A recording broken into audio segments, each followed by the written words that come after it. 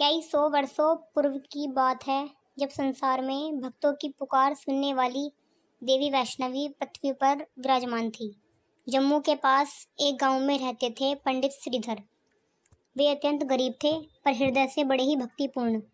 उनका जीवन कठिनाइयों से भरा था, पर भक्ति में अडिग थे। एक दिन एक दिव्या कन्या उनके घर आई। वह अद्भुत तेज वाली थी, उसकी आंखों में करुणा थी। उसने श्रीधर से एक भंडारे का आयोजन करने को कहा। श्रीधर आश्चर्यचकित थे, पर माता की कृपा से भंडारा सफल हुआ।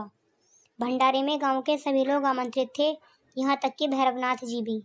भैरवनाथ ने कन्या को पहचान लिया और उसका पीछा करने लगा। कन्या ने श्रीधर को आशीर्वाद दिया और चित्रकूट पर्वत की ओर निकल पड़ी। भैरवनाथ उसके पीछे दौड़ा, पर देवी उसे चकमा देती रही।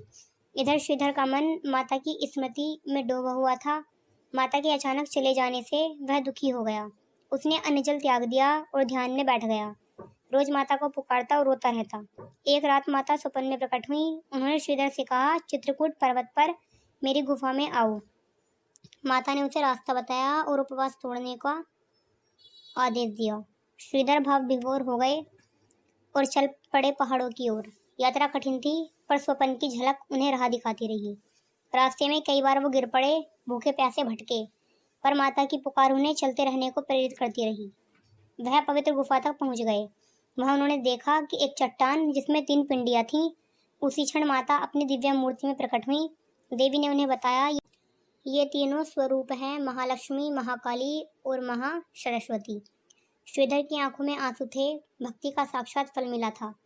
माता ने उन्हें आशीर्वाद दिया और कहा, यह स्थान अब तीर्थ बनेगा। श्रीधर ने वहां पूजा शुरू की और अन्य भक्तों को बुलाया। यही वह स्थल बना, श्री माता वैष्णो देवी का धाम। आज भी लाखों भक्त पंडित श्रीधर की भक्ति को याद करते हैं।